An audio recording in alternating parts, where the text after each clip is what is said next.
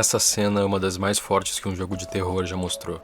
É a primeira cena do Silent Hill 2 e a gente ainda não sabe àquela altura que conflito ele está enfrentando, a não ser que é um conflito que perpassa a identidade. Para dar um pouco de contexto sobre ela, vale entender melhor o que era o Silent Hill 2 e o que representava naquela época em relação ao gênero. No jogo, o personagem, James, recebe uma carta da ex-mulher dizendo que ela está esperando ele em Silent Hill, no lugar especial deles. Acontece que ela, a Mary, morreu 3 anos atrás. O James escolhe ir para a cidade e tentar achar ela mesmo assim, e o jogo começa logo diante da entrada do lugar. Esse momento já é muito marcante pelo quanto o trajeto a pé até a cidade é longo. São uns bons minutos de monotonia, um pouco de ansiedade pensando quando algo vai acontecer. Soa até ousado como decisão para um começo de jogo, mas passa exatamente o clima que se segue daí para frente. Primeiro, a sensação de solidão, de andar tão longe sem ver ninguém, e a noção de que a gente não vai voltar, não vai percorrer essa rota de novo. É nessa cidade, sozinho, que se dá toda a jornada do personagem. O jeito que essa jornada é diferente, dá pra ver em contraste com a outra grande franquia de terror da época.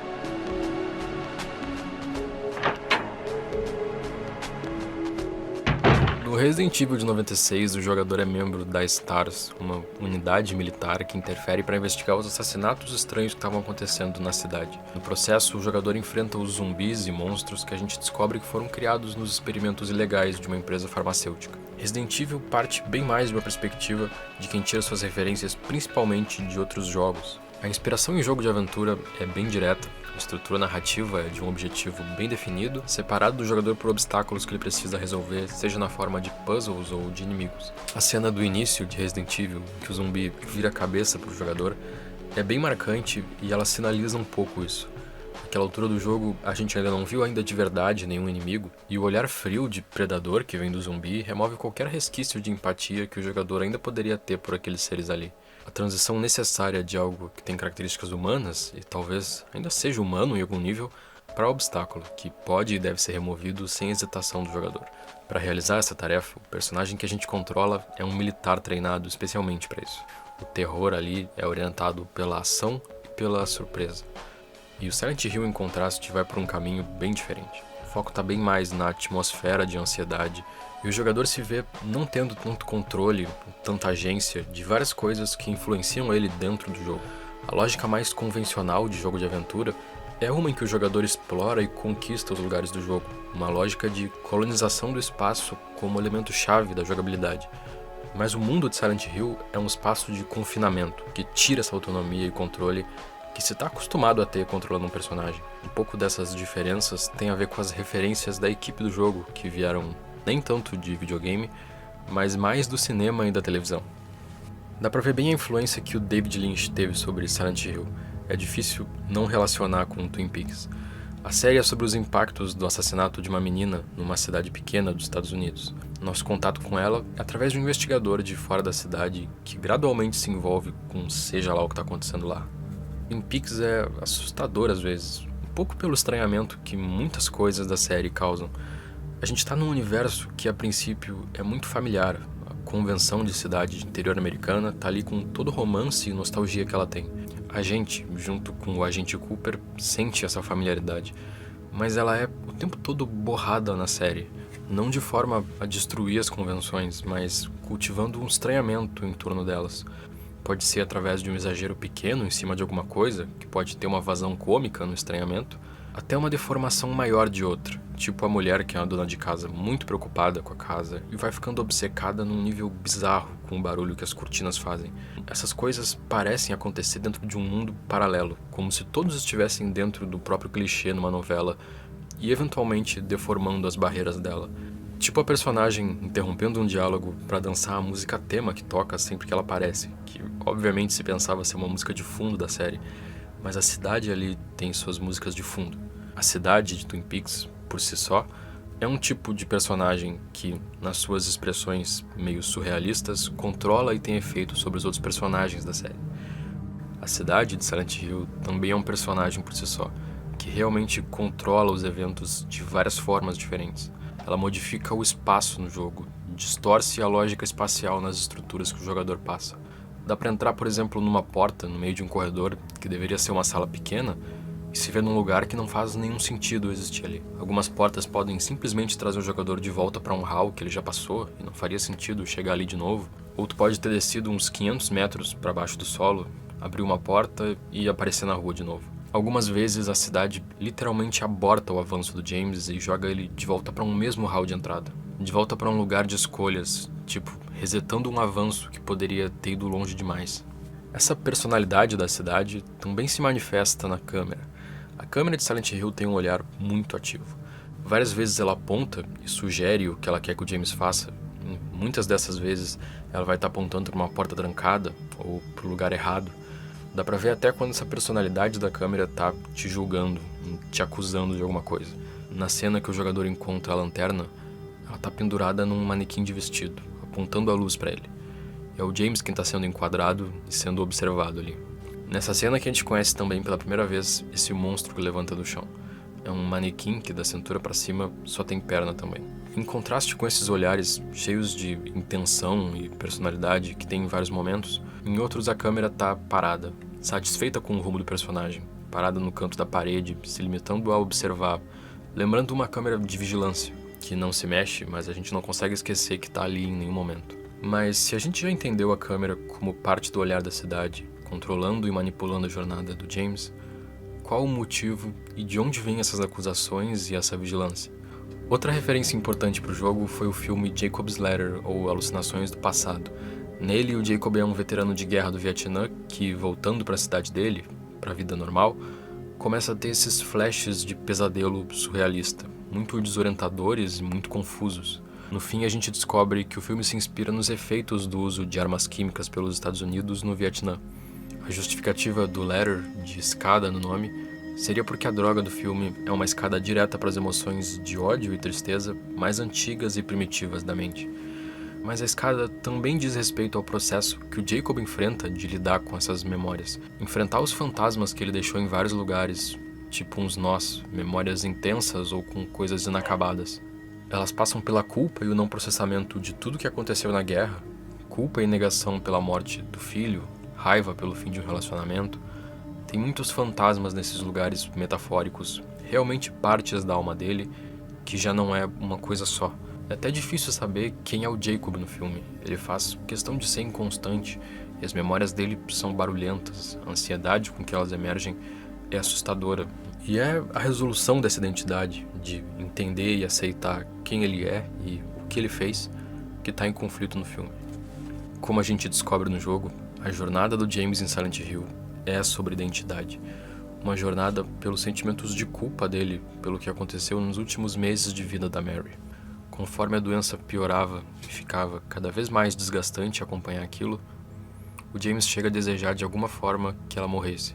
Não para que ela parasse de sofrer, mas para ele ter a vida de volta. Não se desgastar mais tendo que lidar com tudo de negativo que ela estava passando e poder dar vazão aos impulsos sexuais que ele tinha o tempo todo, junto com o ódio pela Mary. Todas essas emoções complexas são refletidas quando ele entra na cidade. A névoa faz com que só se possa enxergar o que está bem perto. E os gráficos têm essa aparência granulada, um tipo de sujeira de informação que borra as fronteiras entre os monstros e o próprio James. A realidade em Silent Hill parece borrada, e é como se ele também estivesse flutuando entre mundos estranhos para ele, num lugar que reflete as memórias e emoções mais carregadas que o personagem tem. Emoções com as quais ele nem se identifica, aceita ou entende que sejam dele, como se realmente elas estivessem cercadas de névoa em volta. A questão do que realmente está acontecendo em Silent Hill também é sobre o que está acontecendo com o James. Conforme a gente anda pela cidade, dá para se encontrar algumas vezes com outros personagens. Todos esses encontros são estranhos, eles dificilmente são esclarecedores sobre o que de fato está acontecendo com aquelas pessoas, mas dá para entender como cada um está num conflito pessoal, no meio de algum estágio do processo de lidar com esse conflito. Num dos encontros com a Angela, ela está deitada no chão de um prédio aleatório, olhando o próprio reflexo numa faca, e a gente também vê ela através do espelho. Assim como James, esses personagens do jogo parecem estar enxergando em Silent Hill os próprios reflexos e tentando juntar os próprios pedaços naquele lugar. A gente não vê o que eles veem, mas dá sempre para perceber que é diferente, ao mesmo tempo que eles também simbolizam um pouco estágios dos próprios enfrentamentos do James. A Laura, por exemplo, é uma criança que anda por aqueles lugares escuros, cheios de monstro e cadáver, como se fosse um lugar normal, brincando por ali como se ela não enxergasse o lugar do mesmo jeito que a gente. Algumas vezes durante o jogo, ela também atrapalha o progresso da história. Tipo um momento em que ela chuta uma chave pra longe e o James é forçado a fazer uma rota muito maior pra conseguir acessar o lugar. E isso parece que simboliza um pouco o que acontece com o personagem.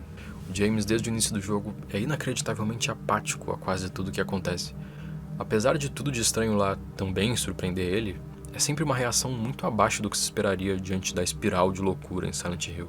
É como se muitas coisas ele não estivesse realmente processando o que estão acontecendo, e age como se já estivesse acostumado a andar por esses corredores escuros que voltam sempre para o mesmo lugar. A Laura, brincando ali normalmente, representa um pouco da negação dentro da cabeça dele, como um lado dele que já se acostumou a viver nesse lugar, e tenta ao mesmo tempo impedir que ele avance e desça mais fundo na cidade, e se aproxime da verdade que espera nos lugares mais profundos da jornada. A cidade de Silent Hill é um quadro, uma projeção para essa jornada interna de cada um que está ali.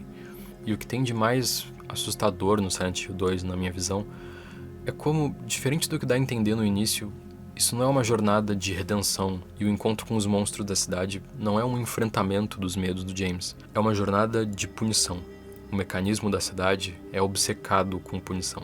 O manequim de 4 pernas, uma lembrança de como ele pensava na mulher durante o período em que ela estava doente, da frustração sexual que era mais forte do que qualquer empatia enquanto ela sofria da doença, tá ali para reviver o trauma.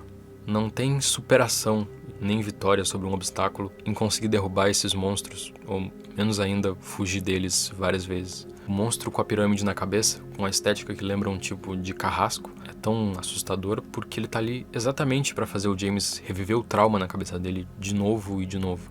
A Maria, uma versão de fetiche da lembrança que ele tem pela Mary, que aparece na cidade, e só tem os elementos que ele fantasiava nela, vai ser perseguida pelo monstro, não importa para onde eles forem. É um ciclo eterno de julgamento. E quanto mais fundo a gente vai, mais esse lado se mostra. Tem um momento que o personagem vai para uma escada no museu e desce por vários minutos seguidos, a mesma cena, descendo a escada, depois se atira em 4 buracos no chão, um atrás do outro, e quando se desce o mais fundo possível dentro dele, o que tem lá embaixo é uma prisão, um lugar de tortura, de punição e de controle. E por mais que seja um mundo pessoal dele, é reflexo de ansiedades sociais relacionadas à punição, vigilância e controle.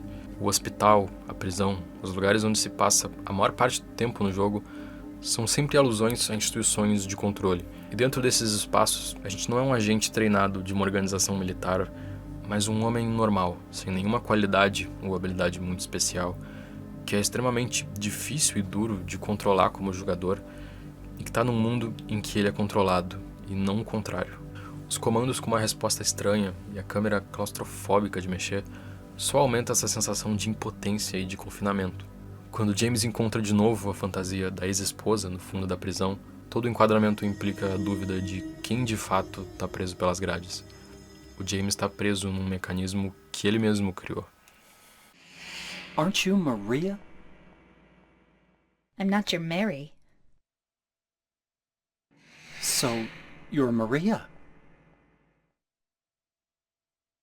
I am. If you want me to be. Jogando o jogo de novo, é difícil não sentir o poder que essa cena tem. O reflexo do personagem no espelho, com a mão na frente do rosto, tentando confirmar com o toque que aquela pessoa é realmente ele. Ele não chega a conseguir encostar a mão no rosto. A identificação, dúvidas sobre o que de fato existe ali, continuam em aberto.